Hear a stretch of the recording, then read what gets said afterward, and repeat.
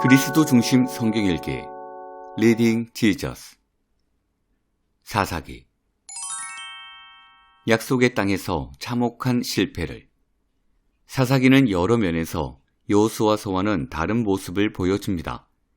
만일 우리에게 여호수아서만 있었다면 이스라엘은 약속의 땅에 들어가 가나안 족속을 몰아냈고 그 후 행복하게 살았다라고 할 수 있었겠죠. 하지만 사사기는 그 다음 이야기를 보여줍니다. 사사기는 여호수아서 이후와 왕정 이전 사이에서 있었던 두 시기 이면에 자리한 구원이 없는 역사의 그림자라고 할 수 있습니다. 성경에 이처럼 대조적인 그림이 이어지는 이유는 무엇일까요?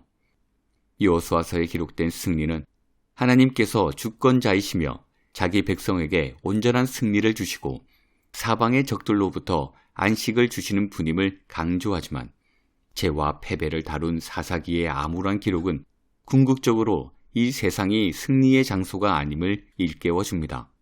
우리의 가장 위대한 승리조차도 죄와 약함으로 뒤덮여 있다는 것입니다. 이제부터 이 점을 살펴보겠습니다. 레슨 1. 혼돈과 공허로 추락하는 이스라엘. 사사시대의 특징. 사사기의 기본 구조는 매우 간단합니다. 서로는 가나안에 들어간 세대가 그 땅을 정복하는 데 실패하는 이야기이며 본론은 죄와 구원을 6번 되풀이하는 과정이며 마지막은 일종의 부록으로서 전적으로 타락한 인간의 적나라한 모습을 보여줍니다. 사사기의 서론과 결론은 서로 연결되어 서론에서는 사회적 분열이 종교적 혼돈으로 이어지는 모습을 보여주고 결론부는 같은 주제를 역순으로 다룹니다. 사사기는 좋은 분위기에서 시작하는 듯하나 결과적으로 이스라엘은 가나안 족속을 정복하기보다 오히려 그들과 함께 거주하게 되고 클라이맥스인 단 지파 이야기에 이르면 결국 패배하여 다른 지역으로 쫓겨납니다. 이 모습은 하나님이 그들에게 명령하신 정복이 아니었으므로 하나님은 더 이상 가나안 사람들을 쫓아내지 않겠다고 말씀하십니다. 결국 이스라엘은 바알과 아스타롯을 섬기면서 여호수아 시대와는 정반대 모습으로 퇴락합니다. 사사기의 본론은 이스라엘 민족이 죄를 짓고 구원받는 모습을 반복해서 보여줍니다. 백성이 하나님을 잊고 우상 숭배에 빠지면 하나님은 그들이 공경에 빠지도록 두십니다. 그러면 그들은 하나님께 부르짖고 하나님은 그들을 공경에서 끌어내고자 한 구원자 사사를 보내십니다. 대개는 그 사사가 살아있는 동안에 평화가 찾아오지만 사사가 죽고 나면 이전 모습으로 돌아갑니다. 이런 사이클이 사사기가 진행되는 동안 계속 반복되면서 단순히 악이 반복될 뿐 아니라 점점 더 바닥으로 떨어지는 점진적 하향 구조를 보입니다. 이 가운데 한 이야기로 묶여있는 기드온과 아비멜렉 이야기는 사사기의 중심부에 이루면서 왕권이라는 주제를 가장 두드러지게 강조합니다. 그러면서 그 이후로 더 이상 이스라엘 백성이 안식을 누리지 못하게 됨을 보여줍니다. 또한 마지막에 등장하는 삼손 이야기는 사사기 중심부를 관통하는 주제 중 하나이며 이스라엘이 자신의 사명을 수행하지 못하고 실패하는 모습과 하나님께서 심판과 은혜 속에서 그들을 참아주시는 모습이 가장 고조된 이야기라고 할 수 있습니다. 이렇게 6사사를 중심으로 반복되는 6주기의 사사기는 일종의 역찬조 이야기로서 하나님의 사역은 아름다운 낙원과는 정반대로 전혀 안식이 없는 땅에서의 좌절 속에서 나타납니다. 마치 창조 이전의 혼돈과 공허 상태라고 할 수 있지요. 사사기는 두 이야기로 결론을 맺는데 두 이야기는 사사시대가 배경이지만 연대기 수는 아닙니다. 두 이야기는 개인의 죄에 초점을 맞추면서도 이스라엘이 자신의 도덕적, 영적 부패로 인해 그 어느 때보다 더 큰 위험에 직면해 있었음을 증언합니다. 외부의 적들로 인한 위험과는 비교할 수 없을 정도로 큰 위험이었습니다. 레슨 2. 점점 내리막길로. 첫 사사 온니엘, 암살자 사사 에훗, 여성 사사 드보라. 첫 번째로 등장하는 사사 온니엘은 여러 면에서 완벽한 사사로 소개됩니다. 그의 삼촌은 가나안 종복의 영웅 갈렙이며 아내 악사는 갈렙의 딸입니다. 이런 엘리트적 가족 배경과 함께 그는 문자적으로 2배로 악한 구산이라는 뜻을 가진 대적자 구산 리사다임과 싸우게 되는데, 이는 악인의 대명사와 의인의 대명사가 만나는 상황입니다. 여호와의 영이 온니엘에게 임하면서 그는 승리하게 되고 그 후 40년간, 즉 성경이 말하는 완벽한 기간에 이스라엘은 평화를 누립니다. 하지만 온니엘이 죽자 곧 사사기에 고질적 문제가 등장하는데 그 뒤를 이을 사람이 없었습니다. 이러한 승계 문제를 해결하는 한 가지 방법으로 세습 왕정을 도입할 수 있겠지만 왕정이 이스라엘의 안전한 미래를 보장해 주지는 못합니다. 문제는 통치 제도가 아니라 이스라엘 백성이 여호와가 아닌 자신들의 지도자를 더 신뢰한다는 점입니다. 오직 여호와만이 이스라엘에게 필요한 참되고 영원한 왕인데도 말입니다. 따라서 완벽한 사사 온니엘 이후에는 모든 것이 내리막길을 걷습니다. 두 번째 사사는 에훗입니다. 에훗의 이야기는 다소 밋밋했던 온니엘의 이야기와는 대조적으로 화려하게 보입니다. 왼손잡이였던 그는 예상치 못한 곳에 칼을 숨기고 적진에 들어갑니다. 그리고 비밀 정보 기관의 암살자처럼 이스라엘의 곡물로 배를 채워 비대해진 적장 에글론을 살해하고 나와서 이스라엘의 승리를 선포합니다. 그러자 하나님은 80년간의 안식을 주십니다. 그러나 에훗이 죽자 이스라엘은 또다시 여호와의 목전에서 악을 행하고 하나님께서 그들을 하솔 왕 야빈과 그 군대 장관 시스라의 손에 넘기자 이스라엘은 20년간 압제를 받습니다. 그리고 그들은 또다시 여호와께 부르짖습니다. 세 번째 사사는 드보라인데 여성 사사의 등장 자체가 이스라엘의 상황이 얼마나 열악한지를 보여줍니다. 저편에는 시스라와 철병거 900대가 있는데 이 편에는 여성 한 사람만 있습니다. 시스라의 철병거 부대와 맞서 싸울 사람으로 하나님이 택한 사람은 바락이었지만 번개라는 그 이름 뜻에는 턱없이 모자랐습니다. 바락은 드보라를 통해 하나님 말씀을 전달받았을 때 믿음으로 담대하게 순종하지 못하고 오히려 드보라가 함께 가지 않으면 자기는 가지 않겠다고 답합니다. 사사의 자질이 점점 퇴보하고 있음을 보여주는 장면입니다. 결국 드보라가 함께한다는 사실에 힘을 얻은 바락이 순종하면서 승리를 거두지만 승리의 결정적인 요인은 바락이 아니라 시스라 군대가 행군할 때 비를 쏟아부어 기손 골짜기를 늪지대로 만드신 하나님이셨습니다. 하나님은 병거에서 내려 도망치는 시스라를 한 여인의 손에 넘기십니다. 이것은 고대 전사로서 대단히 치욕스러운 모습일 뿐 아니라 이스라엘 전사들 또한 승리의 공을 자신에게 돌리지 못하게 됩니다. 하나님은 필요한 모든 조각을 제자리에 배치해 두셔서 시스라는 여인 야일을 간과하는 실수를 범하게 되고 야일이 방망이로 그를 처치합니다. 결국 바락이 아닌 이방 여인 야일이 이스라엘을 구원하는 결정적인 역할을 했고 그 모든 일이 하나님이 주도하신 승리임을 증명했습니다. 레슨 3. 스스로 왕이 되다. 기드온의 시작과 끝. 네 번째 주요 사사 기드온의 이야기 역시 익숙한 내용으로 시작합니다.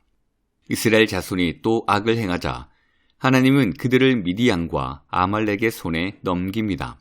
하지만 여호와는 자비가 많으셔서 심판받아 마땅한 그들을 즉시 심판하지 않고 구원자 기드온을 부르십니다. 기드온은 얼핏 긍정적으로 보이는 사건들에서 거의 언제나 부적절하게 행동합니다. 천사가 나타나 여호와께서 너와 함께 계시도다 라고 말씀하지만 그는 2번이나 이 일을 제기하며 변명합니다. 온니엘 에훗은 모두 두말 없이 부르심에 순종했고 바락도 드보라가 함께 가야 한다는 간단한 조건을 달았을 뿐인데 기드온은 훨씬 더 머뭇거립니다. 사사의 수준이 점점 떨어지고 있음을 보여줍니다. 이어지는 전쟁 역시 기드온 편에서 먼저 시작한 것이 아니라 미디안과 아말렉 군대가 쳐들어오면서부터 시작됩니다. 여호와의 영이 기드온과 함께하자 그는 나팔을 불어 인근 지파들을 거룩한 전쟁에 참여하도록 불러 모으지만 바로 그 시점에서 그는 확신을 위한 표적을 2번씩이나 구합니다. 믿음의 사람답지 못한 모습이죠. 하지만 놀랍게도 하나님은 그를 버리고 더 적합한 영웅을 찾지 않고 오히려 기드온을 부드럽게 다루시면서 그가 원하는 표적을 그대로 보여줍니다. 하나님은 연약한 질그릇을 사용하시고 택하신 자의 연약함을 통해 그분의 능력을 드러내십니다. 다음 단계로 기드온 군대에 속한 32,000명 군사를 300명으로 줄입니다. 그 목적은 구원이 오직 하나님께 있다는 메시지를 전달하고 이스라엘이 스스로 자랑하지 못하게 하려는 것이었습니다. 결국 기드온은 완전한 승리를 합니다. 하지만 그 시점에서 우리가 기대하게 되는 기드온의 생애 동안 안식이 있었다라는 말은 없습니다. 그 후 기드온은 아쉽게도 왕이라도 된 듯이 행동합니다. 백성들은 그에게 당신이 우리를 미디안의 손에서 구원했다고 높이면서 왕이 되어 달라고 요청합니다. 기드온은 그 말을 반박하기는커녕 오히려 왕의 전리품인 금귀고리를 요구하며 출애굽기 32장에서 금송아지를 만든 것처럼 에봇이라는 금 올무를 만들어 자신을 높이고 왕이 된 자신의 종교를 만듭니다. 결과는 참담합니다. 이스라엘 백성은 그 에봇을 음란하게 섬기고 기드온은 왕의 행세를 하며 우상 숭배를 초래하며 심지어 아들의 이름을 내 아버지는 왕이라는 뜻을 가진 아비멜렉이라고 짓습니다. 즉 사사기는 왕정 자체에 해답이 없음을 미리 보여주는 셈입니다. 기드온에 이르기까지 이스라엘은 일시적이나마 안식을 경험했으나 이 시점 이후로는 전혀 안식을 누리지 못합니다.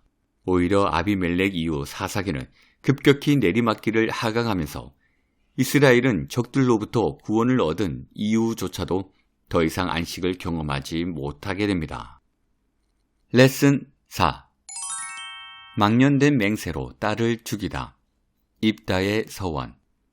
입다의 이야기는 한층 더 악화된 모습으로 시작합니다. 이스라엘이 여호와의 눈앞에서 악을 행하는데 이제는 바알과 아스다롯만 아니라 아람과 시돈의 신들, 모압과 암몬과 블레셋의 신들, 모든 신을 닥치는 대로 섬깁니다.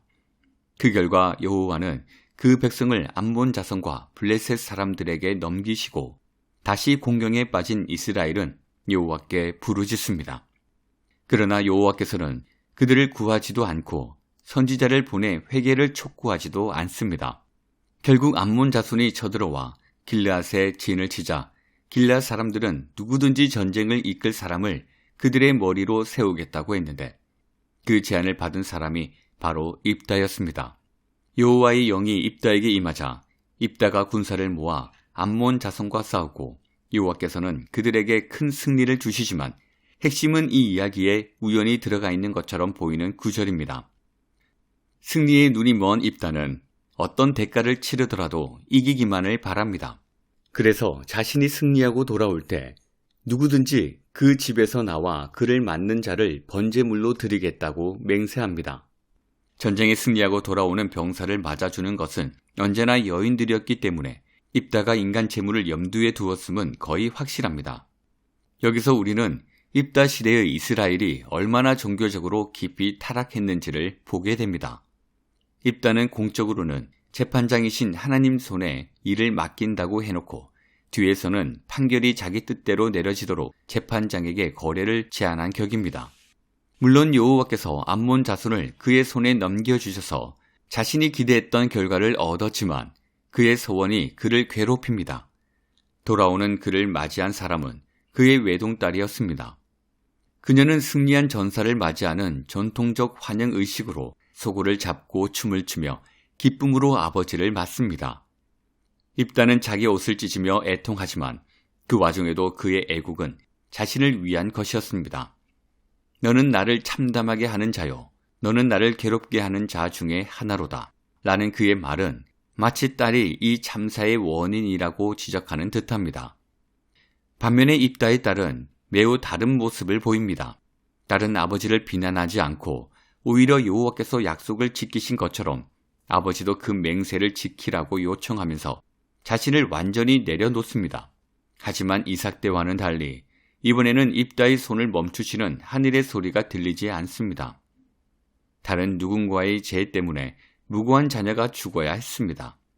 아브라함의 신실함이 바닷가의 모래보다 더 많은 자손을 보는 결과를 가져왔다면 입다의 신실함은 그 가게가 완전히 끊어지는 결과를 초래합니다. 이것이 입다 이야기의 마지막입니다. 레슨 5. 거룩한 나신인의 타락. 마지막 사사 삼손. 이제 사사기에 등장하는 마지막 사사 삼손의 이야기입니다. 상황은 더더욱 악화되어 이스라엘은 이방 민족에게 억압당하면서도 여호와께 부르짖지 않습니다. 하지만 여호와께서는 아이 없는 한 부부에게 매우 특별한 아이가 태어나 이스라엘을 구원할 것이라고 예고합니다. 삼손은 태어나기 전부터 거룩한 나실인으로 구별됨으로써 삼손을 향한 하나님의 계획과 이스라엘을 향한 하나님의 계획은 평행을 이룹니다.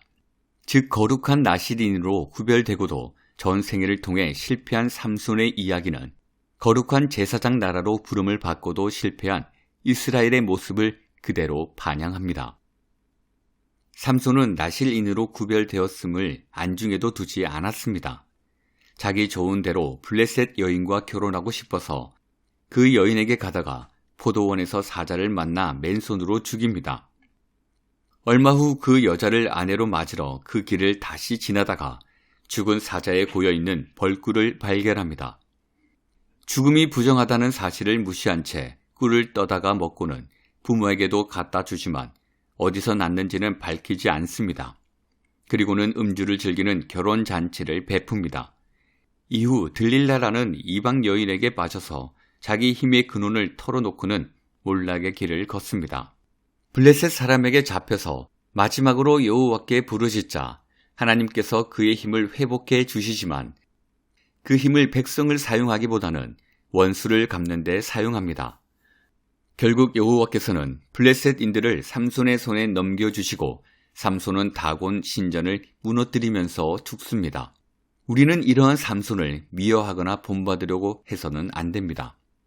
그는 사사기에 등장하는 마지막 사사로서 구원자는 어떤 사람이어야 한다는 우리 기대를 활동 기간 내내 차례차례 모두 무너뜨린 인물이기 때문입니다.